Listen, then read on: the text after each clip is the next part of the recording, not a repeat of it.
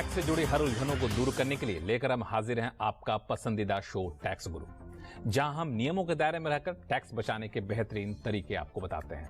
नमस्कार, मैं हूं लक्ष्मण राय और इस बार हमारे साथ होंगे जाने माने टैक्स एक्सपर्ट शरद कोहली साहब। सर, आपको स्वागत है हमारे इस खास स्टूडियो में और इस खास कार्यक्रम में। और अगले आधे घंटे तक हम किन मुद्दों पर इस शो में चर्चा करने वाले हैं, आइए डालते हैं पहले उस पर नजर। रिटर्न फाइल करते वक्त नौकरी पेशा लोगों को किन किन बातों का रखना होगा ख्याल। कंपनी के डीमर्जर के बाद शेयर पर LTCG टैक्स का क्या है पेच, और साथ ही भी बताएंगे कि छोटे कारोबारियों की GST से जुड़ी उलझनों को कैसे करें दूर। इन सारे मुद्दों पर बातचीत करेंगे, लेकिन सबसे पहले चूंकि रिटर्न फाइल करने का समय चल रहा है, हर कोई आनंद फानन अंतिम वक्त पर रिटर्न फाइल कर रहे हैं, तो जो खास तौर से नौकरी पेशा लोग हैं उनको रिटर्न फाइल करते वक्त विशेष सावधानी बरतनी चाहिए, क्योंकि आजकल सारा कुछ सिस्टम ऑनलाइन हो गया है, सॉफ्टवेयर होता है। थोड़ी सी गलती करेंगे तुरंत में सॉफ्टवेयर पकड़ लेगा और फिर आपको नोटिस आ सकता है, लेने के देने पड़ सकते हैं। तो कोहली साहब से सबसे पहले ये समझेंगे कि रिटर्न फाइल करते वक्त खास तौर से नौकरी पेशा लोगों को किन किन बातों का ख्याल रखना चाहिए। देखिए, पहले तो एक धारणा थी लक्ष्मण के खाली बिजनेस के रिटर्न्स पे सरकार की पैनी नजर रहती है, पर यह धारणा ठीक नहीं है। सैलरी वालों की रिटर्न्स पे भी उतनी ही पैनी नजर है जितनी बिजनेस वालों की। और कहाँ है, क्योंकि अब दस्तावेज आपको पहले तो होता था कि 7 लगाने होते थे, अब 7 तो लगाने नहीं होते हैं। तो आपको एक डिक्लेरेशन होता है आपकी तरफ से। तो जहां पर गड़बड़ मुझे नजर आई, जहां पर चांसेस है, मैं वो बता देता हूं। जैसे रेंट क्लेम कर लिया, HRA आपको मिलता है, तो रेंट रिसीट उसमें है नहीं अपने पास, या वो असली नहीं है, या जो भी है, तो उसको क्लेम कर लिया। या आपने होम लोन की डिडक्शन क्लेम कर ली सेक्शन 24 में, या आपने कोई डोनेशन क्लेम कर ली ATG में, या आपने कोई और डिडक्शन क्लेम कर ली, या एक हेल्पर्स अलाउंस होता है जो आपको मिलता है। तो जब भी सभी दर्शकों को, टैक्स पेयर्स को सलाह यह है कि जब भी आप कुछ क्लेम कर रहे हैं उसके पीछे ठोस कागजात होने चाहिए। ये मत सोचिए कि ऑनलाइन है, खाली एक फिगर भरनी है, कोई कागज तो लगाना नहीं है। ये मत सोचिए कि खाली आपके फिगर भर देने से डिपार्टमेंट उसको एज इट इज मान लेगा, क्योंकि अगर वो डिक्लेरेशन गलत निकली और वो पकड़ा गया तो आपको उसका खामियाजा भुगतना पड़ेगा। तो मेरी सलाह व्यक्तिगत तौर पे भी यही है कि आप जो भी डिडक्शन क्लेम करें, पहले फाइल में उसके कागज संभाल के रखते जाएं कि कल को अगर आपसे पूछा जाए तो आप उसकी जवाबदेही कर पाए, वरना आपके लिए बहुत बड़ी दिक्कत खड़ी हो सकती है। आपके ऊपर टैक्स इवेजन की भी पेनल्टी लग सकती है। गलत तो होगा ही होगा टैक्स इवेजन, उसका खामियाजा आपको ना केवल इंटरेस्ट पेनल्टी बल्कि बहुत सारी और भी सरदर्दी आपके लिए बन जाने वाली। लेकिन ये तो आपने बड़ा ही महत्वपूर्ण बात बताई कि जो भी डिडक्शन आप क्लेम करते हैं उसके दस्तावेज रखिए। आमतौर पर मैं देखता हूं कि कई लोग रेंट रिसीट के तौर पे क्लेम में लेते हैं, लेकिन रेंट रिसीट कई बार उसका बहुत ज्यादा प्रूफ होता नहीं है। ये बड़ी मुश्किल में पड़ने वाला है। जी हाँ, सबसे ज्यादा आपने बिल्कुल दुखती रग पे हाथ रख दिया।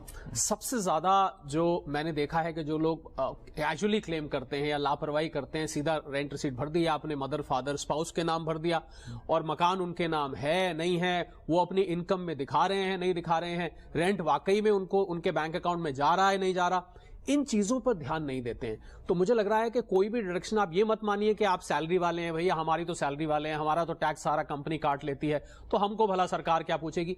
ऐसा नहीं सोचना चाहिए। हर टैक्स पेयर सरकार के लिए एक ऑनेस्ट टैक्स पेयर माना जाता है। ये भी नहीं सोचना चाहिए कि इतना रेंट रिसीट के स्क्रूटनी कौन करेगा, कैसे होगा। बिल्कुल ये बहुत ही आसान है, क्योंकि सारा कुछ अब सॉफ्टवेयर के जरिए होता है। आप जो भी क्लेम कर रहे हैं उसमें कहीं भी रेड फ्लैग देखेगा, अपने आप नोटिस आपके पास आ जाएगा। लेकिन साथ में एक बात बता दें, चूंकि मैं देख रहा था कई लोगों को नोटिस आने शुरू भी हो गए। अब नोटिस आ गए हैं, अब तो एहतियात तो हम लोग अब दे रहे हैं बरतने के लिए, तो अब क्या करें नोटिस ऐसे आया हो तो। देखिए, नोटिस अगर इन कारणों से आया है लक्ष्मण, जिसकी हमने अभी बात करी कि आपने मान लीजिए नकली रेंट रिसीट लगा दी है, कुछ लगा दिया, तो अब तो आपको उसकी जवाबदेही करनी पड़ेगी। आपको उसका खामियाजा, जैसा कि मैंने कहा, भुगतना पड़ेगा। तो अभी भी मैं समझता हूं जिन लोगों ने फाइल कर दी है और गलती कर दी है उनको तो अब जो पूरा प्रोसेस है वो पर कम से कम आज जब हम शो कर रहे हैं, अभी 2-3 दिन बाकी हैं, तो मैं चाहूंगा, ज्यादातर लोग लक्ष्मण इन लास्ट के 3-4 दिनों में सबसे ज्यादा ट्रैफिक आता है। अभी 4 करोड़ कुछ फाइल हो चुकी है, पर हम 6 करोड़ 7 करोड़ तक जाएंगे, तो कम से कम जितने लोग अभी सुन रहे हैं उनके लिए तो सावधानी बरतनी लाजमी बनती है। बिल्कुल, रिटर्न फाइल करते वक्त इन सारी बातों का ख्याल रखें। कोई भी ऐसे क्लेम डिडक्शन ना लें जिसका दस्तावेज का प्रूफ आपके पास ना हो, और जो भी दस्तावेज लगाएं उसके एक फाइल में अपने कॉपी जरूर रखिए, क्योंकि जरूरत पड़ने पर आप उसको इनकम टैक्स विभाग को पेश कर सके। और ऐसा भी हो सकता है कि आप सही हो तब भी इनकम टैक्स विभाग का नोटिस आ गया इन सारे मामलों में, तो आप टैक्स गुरु को लिखिएगा tax@moneycontrol.com पर, हम उसका जवाब आपको बताएंगे कैसे दे सकते हैं। चलिए अब शुरू करते हैं सवाल जवाब का सिलसिला। सबसे पहले चलते हैं वडोदरा, जहां से प्रशांत कुलकर्णी जी हमारे साथ फोन लाइन पर जुड़ चुके हैं। प्रशांत कुलकर्णी जी नमस्कार। नमस्ते। बताएं क्या टैक्स गुरु क्या आपकी मदद कर सकता है? मेरा जो ये है वो एनपीएस के बारे में था। ठीक है। तो मैं एक लिमिटेड कंपनी में काम करता था 1 साल पहले। मेरी एज 50 साल है। अच्छा। तो जब मैंने जॉब ज्वाइन किया था तब कंपनी का एक LIC के साथ में सुपरएन्युएशन का पॉलिसी था। हाँ। जिसका 15% ऑफ बेसिक अमाउंट सुपरएन्युएशन में जाता था। ठीक है। तो उसका जो कॉर्पस अभी जमा हुआ है LIC सुपरएन्युएशन पॉलिसी में, तो वो कंपनी का ट्रस्ट है उसका। ठीक है। तो मैं ये जानना चाहता था कि वो जो कॉर्पस मेरा पड़ा है उसको मुझे ट्रांसफर करना है एनपीएस में। अच्छा। तो उसके लिए क्या हो सकता है? अच्छा, तो एनपीएस में उस कॉर्पस को ट्रांसफर करना चाहते हैं। आप ये भी जानना चाहते हैं कि उसका टैक्स इम्प्लीकेशन क्या होगा, टैक्स की देनदारी पर क्या असर पड़ेगा। कोहली साहब क्या कर सकते हैं? टैक्स इम्प्लीकेशन तो प्रशांत जी का एनपीएस में उनको मालूम है, एटीसीसीडी में आएगा ही आएगा। पर मेरे ख्याल ये जानना चाहते हैं कि जो सुपर एनुएशन फंड में जो इनका कॉर्पस पड़ा है उसको ये एनपीएस के टीयर में लाना चाहते हैं। तो उसके लिए प्रशांत जी आपको उस सुपर एनुएशन फंड को अप्रोच करना पड़ेगा और वहां से वो लोग एक लेटर इशू करेंगे जो कि आपके एम्प्लॉयर के पास जाएगा। जब वो ऑथराइज कर देंगे, एम्प्लॉयर ऑथराइज कर देगा, तभी ये ट्रांसफर हो सकता है। वरना अगर उनकी, कई बार ऐसा भी होता है लक्ष्मण के ट्रस्ट डीड जो होती है, जो आपने कॉर्पस फंड बनाया होता है, जो एग्रीमेंट होता है, उसमें ये क्लॉज नहीं होता कि आप इसको एनपीएस में ट्रांसफर कर सकते हैं। अगर ऐसा है तब तो ये ट्रांसफर नहीं हो पाएगा। पर आप एक बार, मेरी सलाह ये है कि आप सुपर एनुएशन फंड को लिख के देखें और वो लेटर एक आपके एम्प्लॉयर को भेजेंगे और जैसे ही वो एम्प्लॉयर को भेजेंगे तो एम्प्लॉयर उसको एनपीएस में ट्रांसफर कर देगा। तो ये प्रशांत जी आपने ये लेटर लिखा है क्या? नहीं, मैंने तो एम्प्लॉयर को लिखा था कि मेरा ये ट्रांसफर कर दो करके। अच्छा। तो it is almost 1 year back, तो वो एक्शन कुछ नहीं हो रहा है। क्योंकि वो एम्प्लॉयर के हाथ में नहीं है प्रशांत जी। वो जब तक एनुएशन फंड उसको ऑथराइज नहीं करेगा तब तक वो एम्प्लॉयर उसको ट्रांसफर नहीं कर सकता। तो आप एक बार फंड को अप्रोच करें। तो उम्मीद करते हैं कि उस लेटर के बाद आपका पैसा ट्रांसफर हो जाएगा। फिर भी कोई दिक्कत हो तो आप हमें लिखिएगा, हम कोई और रास्ता आपको सुझाएंगे। चलते हैं अब हिसार, जहां से वीके शर्मा जी हमारे साथ फोन लाइन पर जुड़ चुके हैं। वीके शर्मा जी नमस्कार, क्या सवाल है आपके पास? नमस्कार सर। नमस्कार सर, मेरा सवाल है कि फाइनेंशियल ईयर 2022-23 में मैं अपनी पत्नी के साथ अमेरिका और कनाडा घूमने गया था। अच्छा। और जाने से पहले मैंने अपने सेविंग अकाउंट से लगभग 70,000 रुपए की फॉरेन करेंसी, US डॉलर और कैनेडियन डॉलर अपने कार्ड में डलवाई थी। ठीक है। वहाँ जाने के बाद मैंने 25 से 30,000 रुपए खर्च किए ऑनलाइन। अच्छा। अब जब मैं AIS और 26AS देखता हूँ तो वहाँ मेरी जो है ना, ये लगभग 70,000 रुपए की राशि दर्शा रहा है। अच्छा। और जब मैं अपनी online income tax return pre filled data देखता हूँ तो उसमें ये अमाउंट नहीं है। अच्छा। तो मेरा पूछना यह है कि इसका ट्रीटमेंट कैसे होगा ITR 1 फॉर्म में? अच्छा जी शर्मा जी, बिल्कुल आपका सवाल समझ आ गया। शर्मा जी, पहले तो हम उम्मीद करते हैं आपका ट्रिप एंजॉयबल रहा होगा। देखिए, ये जो AIS में जो फिगर आती है, जो आपने फॉरेक्स, मेरे ख्याल ये फॉरेक्स कार्ड मिलता है लक्ष्मण, जिसको फॉरेन एक्सचेंज कार्ड कहते हैं, उसमें आप फॉरेन करेंसी लोड करा के जा सकते हैं। तो ये AIS में रिफ्लेक्ट करता है। ये सभी दर्शकों के लिए हम लक्ष्मण, आपकी इजाजत हो तो मैं ये बताना चाहूंगा बिल्कुल कि AIS जो है वो एक आपका फाइनेंशियल प्रोफाइल दिखाता है कि आपने साल में क्या फाइनेंशियल ट्रांजैक्शंस किए। AI में जो AIS, जिसको मैं आईना इसे समझिए बोलता हूं, क्योंकि आपका आईना दिखा देता है ये, तो उसमें जो आइटम्स आ रहे हैं वो जरूरी नहीं शर्मा साहब कि वो प्री फिल्ड होके आपकी रिटर्न में आए। वो तो आपको एक फाइनेंशियल प्रोफाइल दिखाता है। आपको करना क्या है कि जो, और ये सभी के लिए है, जिन लोगों के आइटम्स AIS में दिखाई दे रहे हैं, आपको ये ध्यान रखना है कि ये जो आपने ट्रांजैक्शंस किए हैं, आपकी इनकम टैक्स रिटर्न से एक अंग्रेजी में शब्द होता है corroborate, ये corroborate कर रहे हैं। कि मतलब इसका अर्थ ये हुआ कि आपने जो ये ट्रांजैक्शंस किए हैं और आपकी जो इनकम है वो दोनों में तालमेल है कि नहीं। ऐसा तो नहीं आपने 10 लाख रुपए खर्च कर दिया हो पर आप इनकम कमाते हैं साल की 50,000 रुपए, या आपने 1 करोड़ खर्च कर दिया हो। तो AIS सिर्फ एक झांकी है आपके फाइनेंशियल प्रोफाइल दिखा AIS की प्रोफाइल से AIS में जो आंकड़े दिए गए हैं उससे आप अपने prefilled income tax return forms को ना मिलाएं, वो सिर्फ एक आपको रेफरेंस के तौर पर दे रहा है। जी, वो 26AS जो होता है जिसको मैं 26 आमना सामना कहता हूं, उसमें क्योंकि TDS की डिटेल होती है वो जरूर रिटर्न से मैच होता है, पर AIS तो एक प्रोफाइल है आपके द्वारा बड़े ट्रांजैक्शंस के किए जाने का, तो उससे आपको सिर्फ तालमेल बिठाना है। वो शर्मा साहब चिंता मत करिए, वो प्रीफिल्ड में नहीं दिख रहा है, कोई टेंशन की बात नहीं, आपका अमाउंट भी बहुत छोटा सा है, मुझे लग रहा है आप सिर्फ उसको देख लें, आपके देखने के लिए है, इस्तेमाल करने के लिए नहीं है। हाँ, मिलाना हो आपको प्रीफिल्ड फॉर्म से तो आप 26AS से मिलाइए, AIS से मिलाने के लिए आपको बहुत टेंशन लेने की जरूरत नहीं है। लेकिन अच्छी बात है कि आप इतना ज्यादा सतर्क रहते हैं इन सब चीजों को लेकर के, और टैक्स गुरु के दर्शकों की यही खासियत होती है। और जैसा कि कोहली साहब ने कहा कि आप टेंशन बिल्कुल ना लें, कोई दिक्कत हो तो हम लोग यहाँ पे हैं, और फिर कोई उलझन हो तो tax@moneycontrol.com पर आप जरूर लिखा करिए। हमारे पास कई सारे सवाल आ रहे हैं, लेकिन फिलहाल वक्त है छोटे से ब्रेक का। ब्रेक के बाद बताएंगे कि पैन और आधार लिंक नहीं हुआ तो क्या फिर भी आप भर सकेंगे इनकम टैक्स रिटर्न, बताएंगे छोटे से ब्रेक।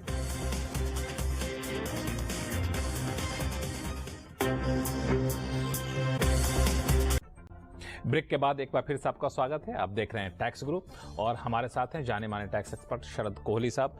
कोहली साहब, अभी इनकम टैक्स रिटर्न फाइलिंग का समय चल रहा है, अब तो खत्म हो रहा है, बिल्कुल अंतिम वक्त पे है, लेकिन कई लोगों को अभी भी चिंता सता रही होती है कि मान लिया जाए कि पैन आधार लिंक नहीं हुआ तो हम रिटर्न फाइल कर पाएंगे कि नहीं कर पाएंगे।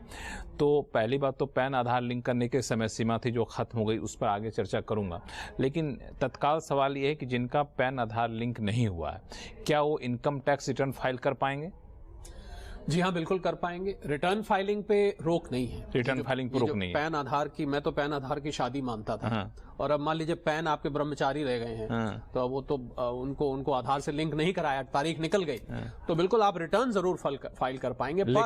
लेकिन इसमें है कि आपका रिफंड नहीं आएगा, रिटर्न प्रोसेस नहीं होगी। ये कौन सी बात होगी? ये छोड़िए, आप बैंक अकाउंट नहीं खुलवा पाएंगे क्योंकि आपका तो पैन इनवैलिडेटेड है, आप म्यूचुअल फंड में इन्वेस्ट नहीं कर पाएंगे, और छोड़िए आपको एक डेबिट कार्ड क्रेडिट कार्ड भी नहीं इशू करा पाएंगे।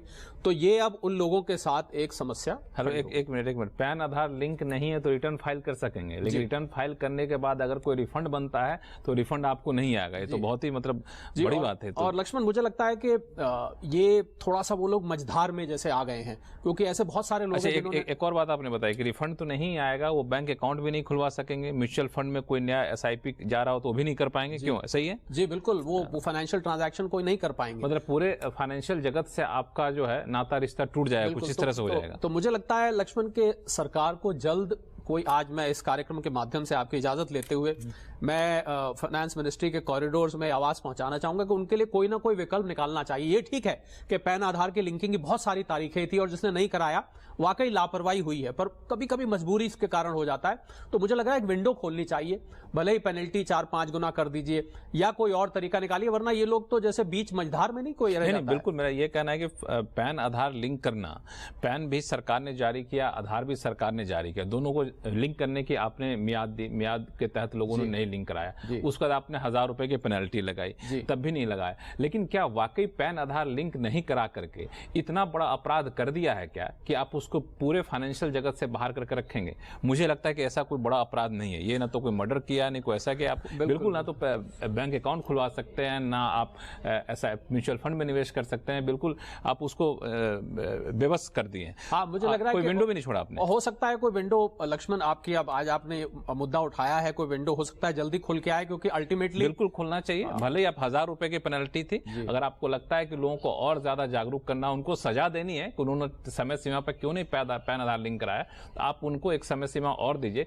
पेनल्टी भले ही बढ़ा दीजिए, लेकिन पैन आधार जिन्होंने लिंक नहीं कराया उनको बिल्कुल मझधार में छोड़ना मुझे लगता है कि बिल्कुल गलत है, और वित्त मंत्रालय को इस पर विचार करना चाहिए और पैन आधार लिंक करने के लिए एक बार फिर से नई तारीख, नया विंडो खोलना चाहिए। भले ही उसके पेनल्टी बढ़ा दी जाए या फिर समय सीमा कम हो, लेकिन जिन्होंने लिंक नहीं कराया उनको इतनी बड़ी सजा तो मुझे लगता नहीं देनी चाहिए। जी हाँ, बिल्कुल, क्योंकि इसकी लिंकिंग जो है वो ये ठीक है आपने करानी थी, पर ये बहुत बड़ी सजा है कि उसके लिए इतनी सारी लिमिटेशंस लग गई हैं। मुझे लग रहा है कुछ लक्ष्मण जल्दी कोई विंडो खुलेगी। अब हम लोगों ने इतनी आवाज उठाई तो उम्मीद करें कि इनकम टैक्स डिपार्टमेंट और वित्त मंत्रालय हमारी आवाज को सुनेंगे और हमारी आवाज का टैक्स पेयर्स की आवाज को सुनेंगे और इसको जो है कोई कदम यहाँ पर उठाएंगे।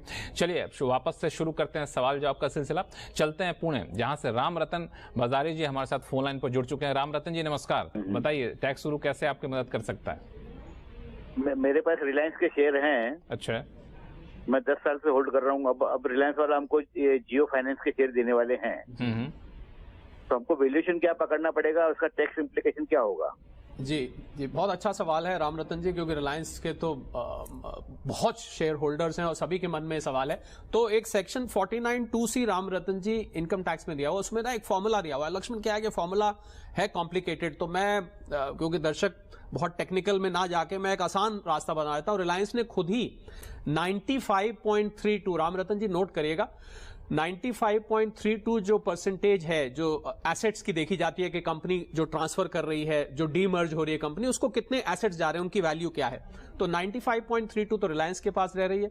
4.68 वो जो RSIL को अभी रिलायंस स्ट्रेटेजिक इन्वेस्टमेंट लिमिटेड या आगे जाके जियो फाइनेंशियल बन जाएगी, उसको जा रही है। तो इसी प्रोपोर्शन में कॉस्ट ऑफ एक्विजिशन राम रतन जी निकाला जाएगा। तो जब आपको मिल जाएगा तो आपने जो टोटल शेयर्स लिए हैं उसको आप 95.32 कॉस्ट ऑफ एक्विजिशन एलोकेट करिएगा रिलायंस के नाम, और 4.68 से आप कॉस्ट ऑफ एक्विजिशन निकालेंगे जियो फाइनेंशियल की। तो मैं उम्मीद करता हूं जब ये आएंगे तो आप इसी प्रोपोर्शन में निकाल के, और टैक्स इंप्लीकेशन भी इसी हिसाब से कैलकुलेट होगा, जो कैपिटल गेन निकालते हैं उसमें कॉस्ट ऑफ एक्विजिशन इसी नंबर को लेके आप करिएगा। राम रतन जी, आपकी समस्या सुलझ गई? मिलेगा या क्या होगा?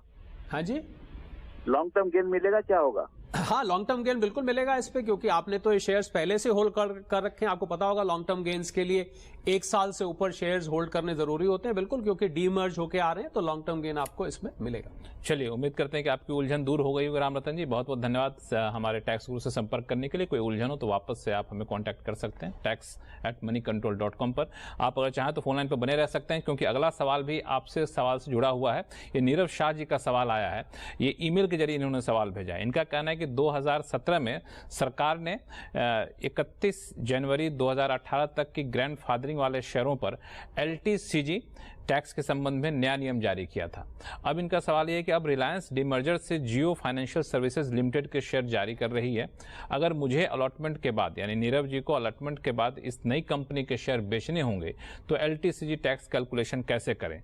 इन्होंने 2010 में रिलायंस के शेयर खरीदे थे। जी देखिए, मैंने अभी जैसा राम रतन जी को बताया, नीरव जी को भी मैं वही बता देता हूं कि 95.32 वो जो सेक्शन 49(2)(c के अंतर्गत फॉर्मूला दिया हुआ है, उसका आउटकम आता है, मतलब उसका रिजल्टेंट फिगर जो है 95, यानी कि जियो फाइनेंशियल के जो शेयर्स होंगे वो 4.68 उसकी वेटेज होगी पूरे में। अब सवाल ये उठता है कि अभी राम रतन जी भी यही पूछ रहे थे लॉन्ग टर्म होगा कि नहीं होगा। तो देखिए, आपने तो होल्ड 2010 से किए हुए हैं, तो मेरी अपनी आकलन ये है कि क्योंकि आपको एक पुरानी कंपनी के शेयर्स डीमर्ज होके आ रहे हैं, तो आपको लॉन्ग टर्म कैपिटल गेन का बेनिफिट इसमें मिलना चाहिए, अनटिल एंड अनलेस कुछ ऐसी अनाउंसमेंट होती है जो कि ये कहती है कि ये शॉर्ट टर्म, यानी कि जब जियो फाइनेंशियल के शेयर्स एग्जिस्टेंस में आए उस डेट से डेट कैलकुलेशन शुरू होगी। पर मेरे अनुमान से, और अगर आप रूल ऑफ जस्टिस भी देखें तो उस हिसाब से मुझे लगता है कि क्योंकि आपने पुराने होल्ड किए हुए हैं तो आपको उसमें लॉन्ग टर्म कैपिटल गेन का बेनिफिट मिलना चाहिए। चलिए, तो मुझे लगता है कि नीरव जी की भी समस्या और उनकी भी समस्या काफ़ी एक जैसी थी, जिसको आपने सुलझा दिया, और आगे फिर इसमें कोई उलझन बनती है तो हम लोग उसको नए सिरे से देखेंगे। फिलहाल वक्त है छोटे से ब्रेक का। ब्रेक के बाद सुलझाएंगे GST से जुड़ी हुई कई उलझनों को।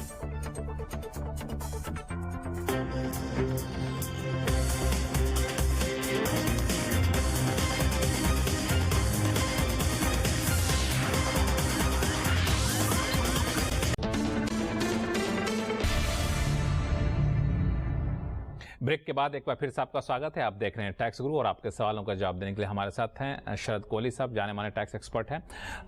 सवाल अगला लेते हैं मंजीत कुमार जी का। ये खगड़िया बिहार के रहने वाले हैं, और इनका सवाल ये है कि इनका रेडीमेड कपड़ों का व्यापार है। इन्होंने ईमेल के जरिए सवाल भेजा है, और ये जो माल ट्रांसपोर्ट से मंगाते हैं उसे GSTR 3B में दिखाकर RCM के तहत टैक्स भरते हैं, मगर GSTR 1 में इसे कैसे दिखाएं ये इनको समझ में नहीं आ रहा है। क्या सुझाव देंगे मंजीत जी को?